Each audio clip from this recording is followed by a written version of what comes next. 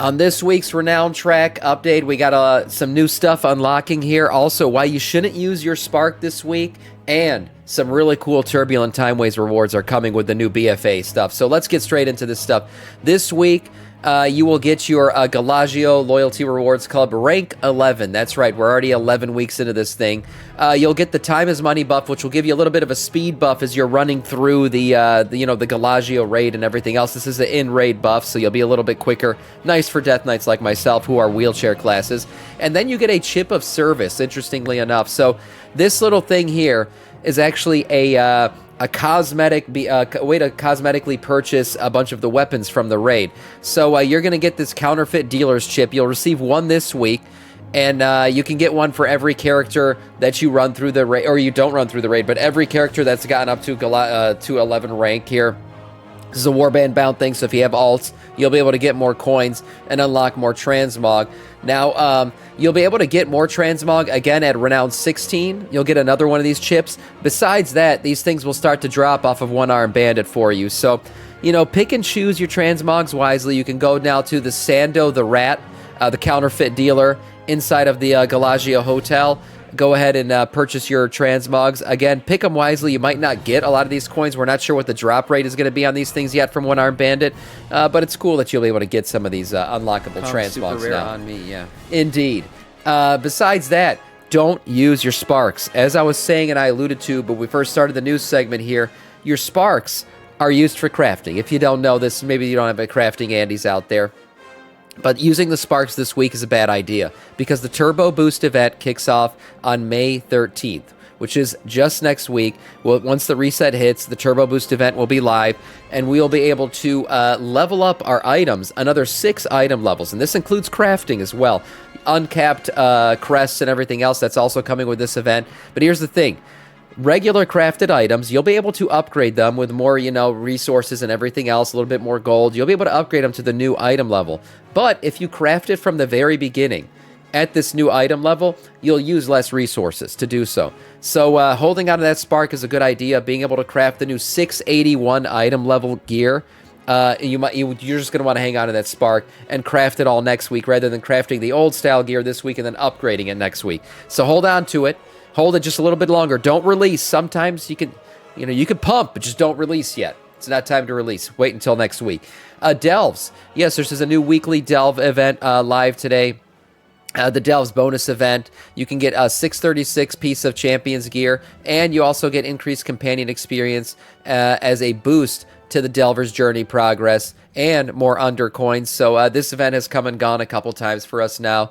It gives the Sign of the Explorer buff. As I said, 25% increase to Delver's Journey gains, 25% seasonal companion experience gains for Bran Bronzebeard, and then 25% more under coins. So there you go, along with this 636 piece of gear. I don't know who still needs that right now, but maybe for an alt or something like that. So there you go. Moving on to Turbulent Timeways. Yeah, you're going to have a 681 weapon, and I still have my 658. Yeah, I don't participate in the crafting system. It's a way of me to protest the whole thing. But anyways, Season 2 is bringing us Battle for Azeroth Time Walking. It's exciting. I'm excited for it. Yes, we've done a lot of these Battle for Azeroth dungeons previously in Mythic Plus seasons and this and that. But for me, I have fond memories of BFA. I think it was a pretty decent expansion. Bad start, good finish. It's coming to Turbulent Timeways, and with that, we're going to get a new Master of the Turbulent Timeways 3 achievement. Now, we've done this twice before. This is the third rendition of this, and if you complete this achievement, we'll talk about it, what you got to do to complete it, you will get yourself Timecap'n Hooktail as a fucking mount. Yes, the glorious Pirate Infinite Dragon. I mean, this thing is... I've been asking for this since we saw this boss back in BFA, and I can't believe they're finally bringing it.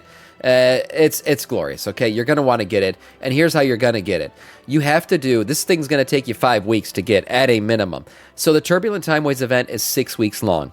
You have to get this achievement, the Gain Mastery of Timeways achievement. You have to do this buff 5 times. So you got 5 weeks, you got 6 weeks, you have to get this thing 5 of those 6 weeks. The way you get it is by completing 4 time walking dungeons. Now, you don't just complete them at any random time, okay? Every time you complete a time walking dungeon, you're going to get yourself the Mastery of Timeways buff. You need to stack this thing 5 times. This buff only lasts 1 hour.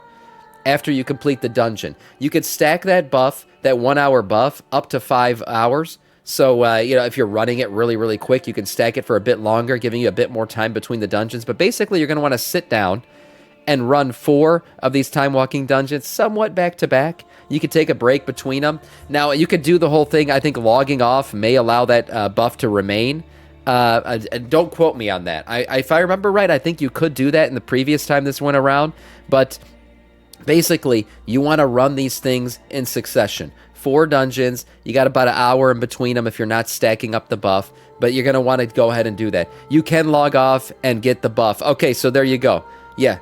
I got confused. You got your news confused. Yeah, so you're going to want to do this thing and keep the buff alive. Stack it up to 4 times, and you're going to have to do that 5 weeks. They're not 5 weeks in a row, but you only got 6 weeks to do this thing. So it's going to have to be, you know, 1 week in between you can miss. But if you want to get this thing, that's the way to do that. Now, you will have one more opportunity to get this glorious mount, and that'll be when the next Master of Turbulent Timeways thing goes live. Because we're seeing right now the previous mount, which was this little bumblebee boy. It's not nearly as cool as the one we're going to currently get. But basically, the only way to get this mount now is to spend 5,000 Time Warp badges. So Timely Busby was the previous one from the second rendition of this Turbulent Timeways, Master of Turbulent Timeways achievement. Now you can purchase him once this third version of the achievement goes live for 5,000 Time Warp badges. So this thing will be available again on the back end if you don't do this achievement. But we all know you want to be early to the party, right? You want to get this mount as soon as possible. So going through that, getting this mount now will be the better way to do it. If you have 5,000 Time Warp badges and you don't want to participate in this shit, go ahead and hang on to that, and you'll eventually be able to purchase this thing. Again, the dungeons that you'll be able to run via time walking for BFA are Altazar, Freehold, King's Rest, Shrine of the Storm, Temple of Sothralis, and Waycrest Manor. Some of these, as I said before, we've done them in Mythic Plus. So get ready, get set, and go ahead and get this mount. Yes, the Pirate Dragon Timecap'n Hooktail. Very excited to see that. Finally, we had the buffs go through, right? Just over this reset, and the numbers are in, how they're affecting every class here. We saw a bunch of class tuning go through. Mainly buffs for everybody across the board, except a slight AoE drop here for Unholy DK. But Unholy DK, we saw them. Well, wasn't someone doing 30 million damage the other day on an Unholy DK and AoE, so I think a 4% nerf is probably right on this side. We saw a bunch of other buffs. Augmentation Evoker was the interesting one. They got a 15% buff to their damage across the board, which actually ends up leading to a single target damage increase of 5% and an AoE damage increase of 6%. I don't know if that's enough. I know right now Augmentation is completely unviable. Nobody's really bringing that shit to any 5-man content. Maybe you still bring him to raid. But for the most part, 5 to 6, I think they still need more. I'm not a big augmentation lover. I'm not the one who always but I'm saying I think they need a bit more love to actually enter the fold again and be able to be viable once again.